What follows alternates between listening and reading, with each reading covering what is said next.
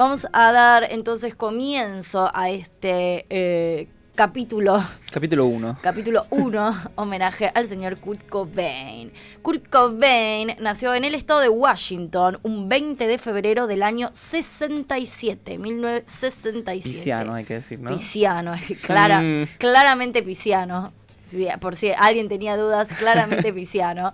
En el seno de una familia cristiana, esta etapa de su vida después se va a ver reflejada en una de sus canciones, más precisamente en Lithium. Vivió los primeros 6 meses en Hoquiam. Voy a pedir perdón porque hay algunas frases medio extrañas. Algunas palabras y nombres difícil que yo soy malarda encima. Vivió sus primeros 6 meses entonces en Hoquiam hasta que su familia volvió a Aberdeen. Su papá se llamaba Donald Leland Cobain y su madre Wendy Elizabeth Frattenberg. También tenía una hermana menor, Kimberly, que nació un 24 de abril del año 1970.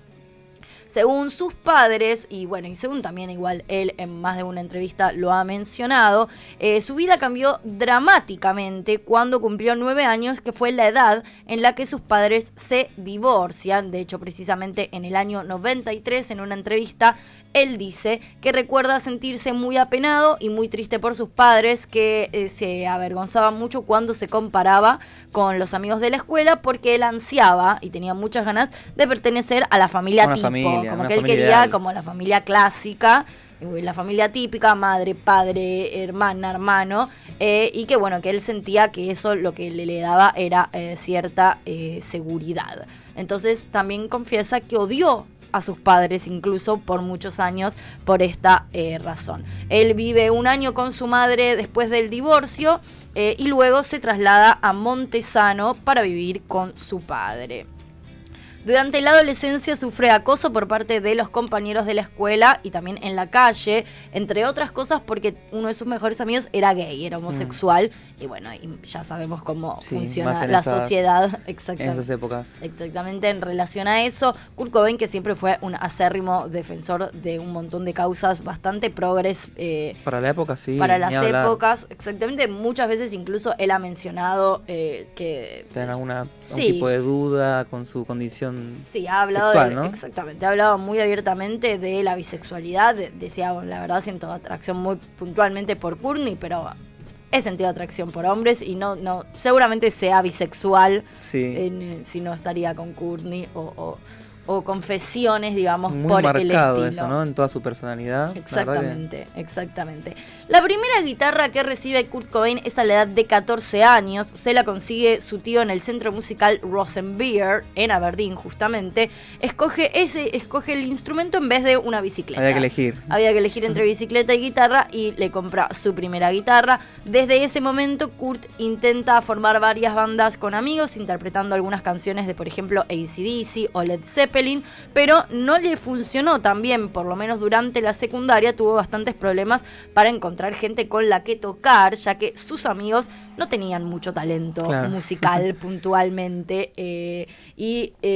nada, entonces se le complicó esta situación. Las principales influencias de aquella época fueron Iron Maiden y, como ya mencionamos, Led Zeppelin. Se escuchaba mucho metal y de hecho tiene covers de Led Zeppelin, ahí medio caseros. Exacto. De hecho, hasta incluso el día de hoy son bandas que él ha escrito en la pared los nombres y todavía se conservan en la habitación de su casa de la infancia y del adolescente. Luego, en el barrio, tiene la suerte de conocer a Chris Novels. Ay, ¿ves? Porque ni siquiera el nombre de él lo puedo pronunciar correctamente. Que era también un fiel devoto del punk rock y vivía al otro lado del puente de la calle Young, muy cerca de donde residía él. La madre de este gran muchacho, que luego pasó a ser una parte fundamental de Nirvana, era propietaria de un salón de belleza que se llamaba Maria's Hair Design, y ellos pudieron practicar entonces en el segundo piso de ese edificio de manera ocasional. Después de algunos años de estos encuentros, lo intentó convencer Kurt a Novoselic. No es tan difícil, no sé por qué me cuesta tanto. Para formar una banda juntos, le cedió una copia de un demo casero que él había hecho de titulado Illiteracy Will Prevail. Bien. Fue un demo que grabó con una de las primeras bandas que había formado en el año 85 que se llamaba Fecal Matter. Fecal Matter. Sí, incluso ese cassette de Fecal Matter, él después como que lo mantiene como para Nirvana. Toca temas, Spunk Through, por ejemplo, es un tema que es de Fecal Matter, pero lo ha tocado en vivo. Era igual medio, o sea... Sí, medio proto Nirvana, claro, sí. Ok. Después de varios meses de pensarlo, Novoselic aceptó unirse a Cobain y por supuesto eso fue lo que sentó las bases de Nirvana. Acá empieza el universo Nirvana, éxito, controversia, los cambios de músicos, arrancaron con un batero, grabaron el primer disco, después apareció el grandioso Dave Grohl, exactamente, giras, demencia, empieza también Kurt a hacer como un poco a mencionar el cansancio también que venía teniendo, no era muy fanático de las giras, empieza toda la situación con los medios, bueno, pero vamos a dejar el universo Nirvana el día de hoy para otro momento, porque va a haber muchas oportunidades para hablar de Nirvana y vamos a centrarnos en Kurt Cobain puntualmente, así que no vamos a estar hablando de el disco y cuando sale Nevermind y el éxito que fue y bla, bla, bla, bla, bla. Sí, vamos a hablar de que él tuvo muchos problemas para adaptarse a este éxito, que fue muy masivo y muy de golpe, fue realmente muy rápido y no estaba dentro de sus planes. Él en ningún momento intentó que esto ocurra, de repente ocurrió. Sí, se volvió muy masivo, empezó a estar MTV. Sí. Él de hecho tenía fuertes raíces underground, entonces tampoco estaba como en plan de la masividad que se generó en ese momento. Se sintió muy perseguido por los medios de comunicación al punto de que se comparó a sí mismo con Frances Farmer y tuvo mucho resentimiento con personas que decían ser fanáticos de la banda pero que no entendieron el mensaje de esta. Él como que tenía mucho eso de decir, che, a vos te encanta Nirvana, pero no entendés lo que yo estoy diciendo, no entendés mi mensaje. Una de las cosas que le sucedieron, de hecho, fue cuando vino acá. Cuando vino a Argentina, que él trajo a una banda telonera de amigas. Una banda feminista, digamos. Una banda feminista y una banda de mujeres.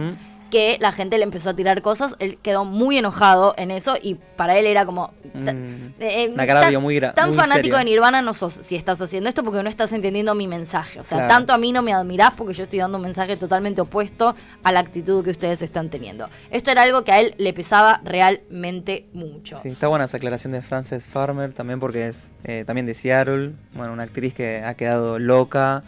También perseguida y de hecho en el último álbum de Nirvana él le dedica un tema a esta actriz. Como que va a tener su revancha, se llaman así. Bueno, y entre otra de las situaciones y los eventos que le molestaban de ese estilo y que era lo que decía, que la gente que lo seguía en realidad no entendía, es un incidente que ocurrió una vez que en un recital ellos estaban tocando Polly, el tema Polly, y dos hombres violaron a una mujer ahí como en el medio del recital.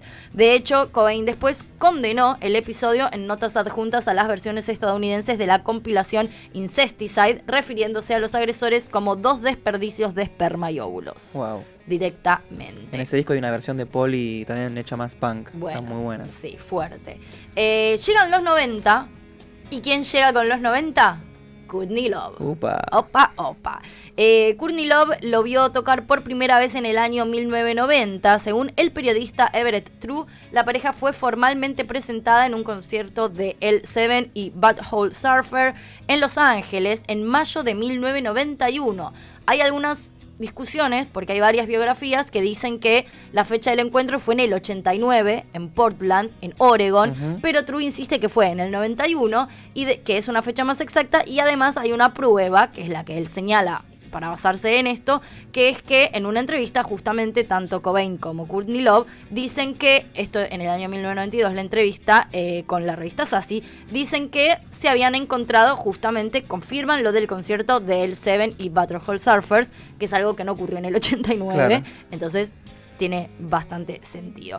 En las semanas siguientes a este primer encuentro, después de saber de mano de Dave Grohl, de boca de Dave Grohl, que compartían sentimientos tanto ella como Cobain, empezó a buscarlo frecuentemente. Después de semanas de encuentro y conversaciones, en el otoño de 1991 empezaron a ser vistos de manera más frecuente en distintos lugares, eventos, recitales, bla, bla, bla, bla, bla, bla.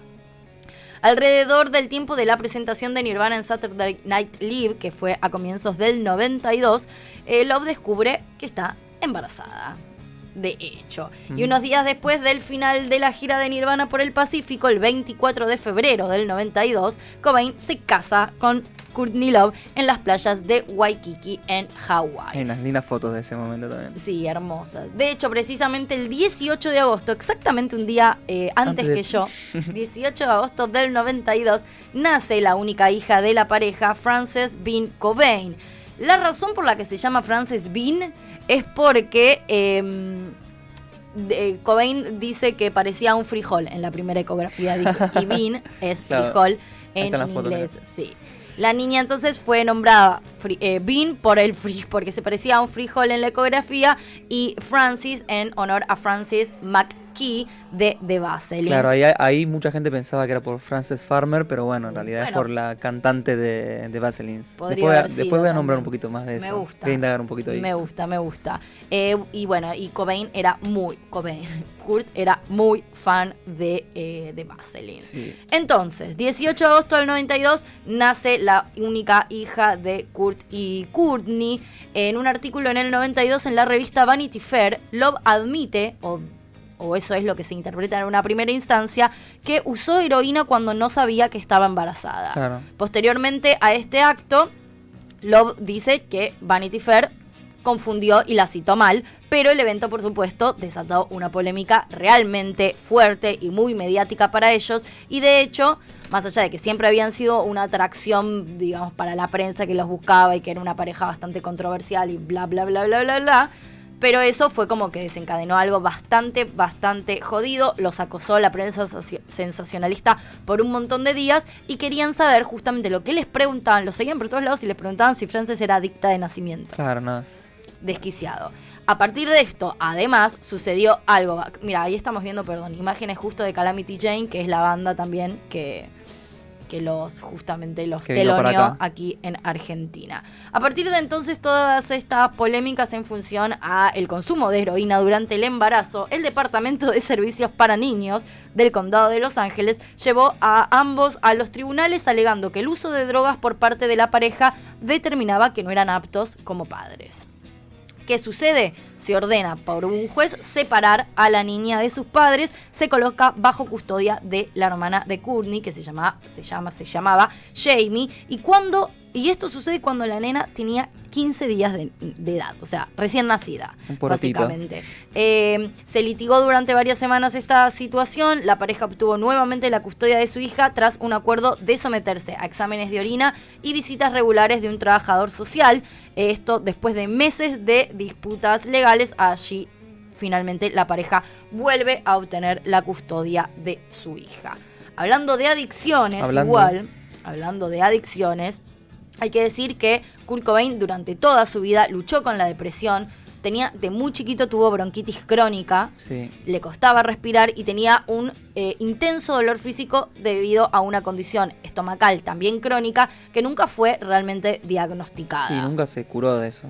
Y por más que fue un montón de médicos, nunca nadie le supo decir qué era lo que tenía, para lo cual tampoco nunca nadie le pudo dar ni una respuesta ni un medicamento que lo hiciese sentirse un poco mejor. Buscó muchos años la causa de esto, no la encontró y eso lo afectó muchísimo emocionalmente. Para él era como, imagínate vivir con dolor, sí, y encima no saber qué carajo tenés. Ninguno entonces de los médicos fue capaz de encontrar una causa específica. Le aseguraron, igual mucha gente decía, o muchos médicos decían, que podría haber sido resultado de una escoliosis que sufrió en su niñez, o que también podía haberse generado en función al estrés que él empezó a vivir por las giras. Sí, por ser la cara visible de los 90, exactamente. Básicamente. A partir de esto entonces, y de no obtener respuesta, Cobain es que decide empezar a automedicarse, entre comillas, con heroína. Empieza a consumir.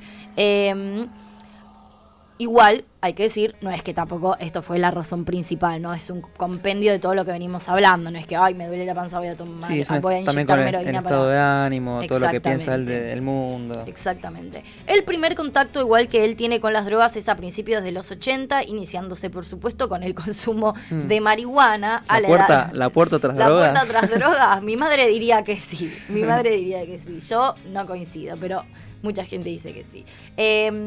Empezó entonces a fumar marihuana a la edad de 13 años. Se dice que buscaba luchar contra su hiperactividad. Fue tratado con fuertes calmantes ya desde muy pequeño. Su iniciación en el consumo de heroína, sin embargo, tiene lugar en el 86. Durante algunos meses usó la droga de manera casual, pero no pasó mucho tiempo para que se convirtiera, por supuesto, en una adicción. En el año 91, ya casi a finales del 91, empezó el uso como excesivo. Sí, más periódico. Exactamente, y esta adicción empezó a afectar a la gira de la banda, en la promoción de Nevermind. Se lo vio desmayándose incluso durante varias sesiones fotográficas, el día de la presentación de la banda en Saturday Night Live, cuando tuvieron una sesión con el fotógrafo Michael Levine, que había él consumido heroína unas horas antes, estuvo incluso tambaleándose fuertemente durante toda la sesión.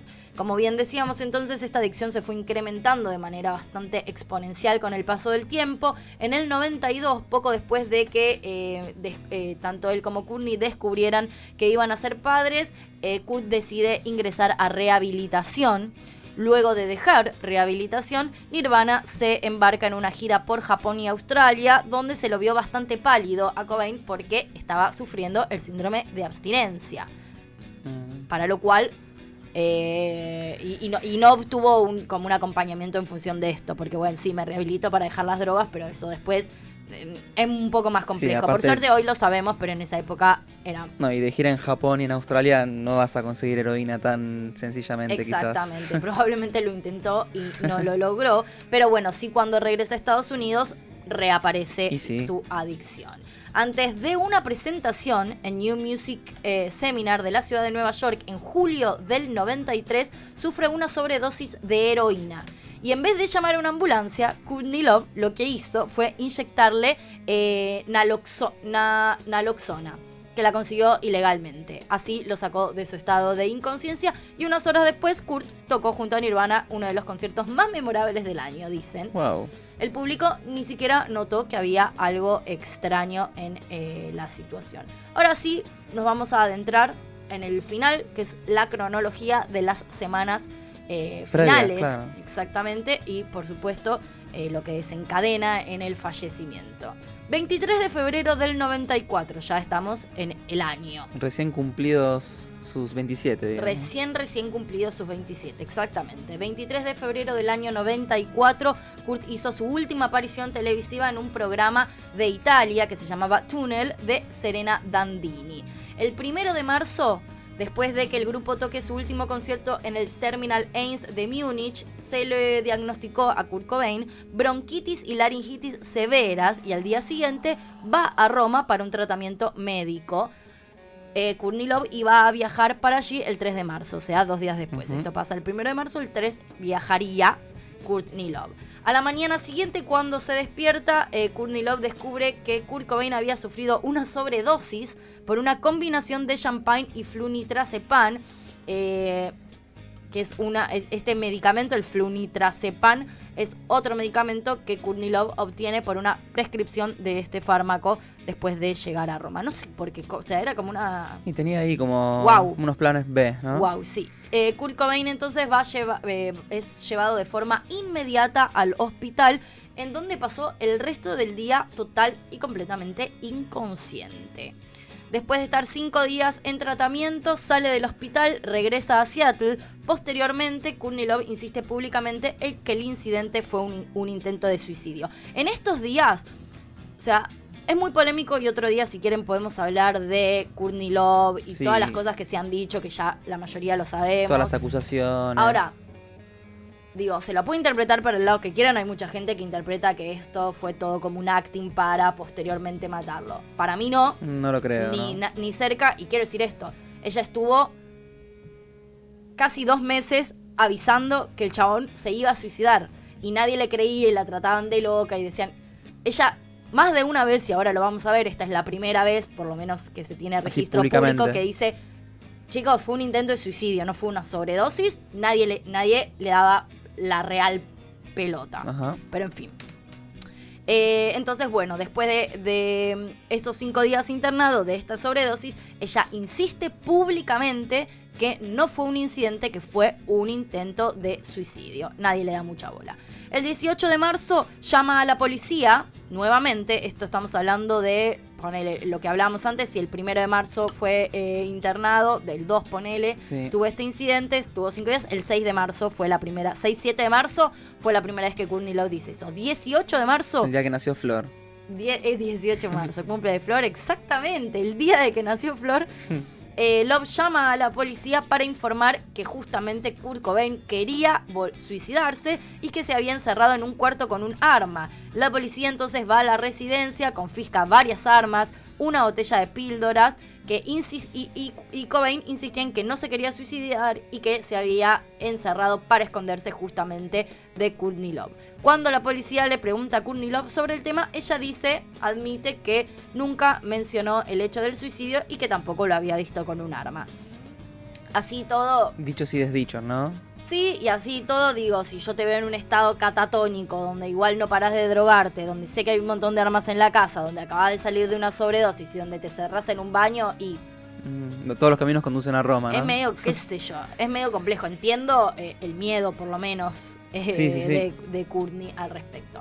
25 de marzo, entonces, Courtney Love convoca una reunión sobre el uso de drogas de Cobain. Entre las 10 personas que estuvieron presentes, había músicos muy cercanos a Cobain, algunos ejecutivos de la discográfica de la banda y 2 de sus mejores amigos, uno Dylan Carlson de Earth y Michael Stipe de R.E.M. Michael Stipe es el padrino de su hija también. Es el padrino de Frances, exactamente. Muy amigo de Patti Smith también, sí, hay que decirlo. Maravilloso ser... Todo parece indicar que es un gran sujeto.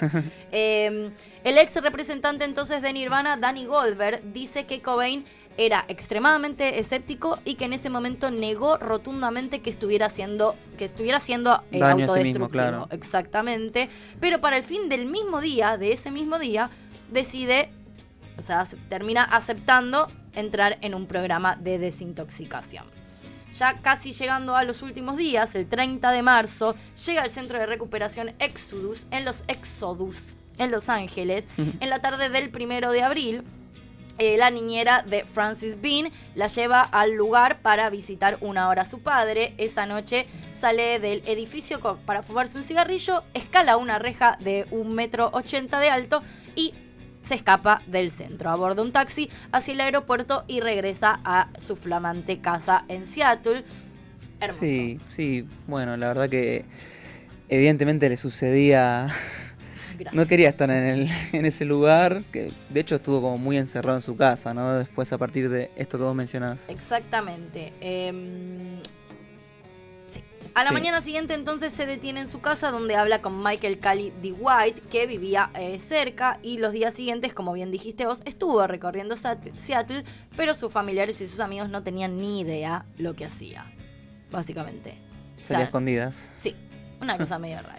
El 3 de abril entonces Courtney Love contrata al investigador privado Tom Grant para hallar a Kurt Cobain. Este hombre discrepa posteriormente de la versión oficial de la muerte de Kurt Cobain y de hecho es uno de los que instala la idea de que Courtney Love es culpable y que todo esto fue un plan. Un circo montado, ¿no? Exactamente.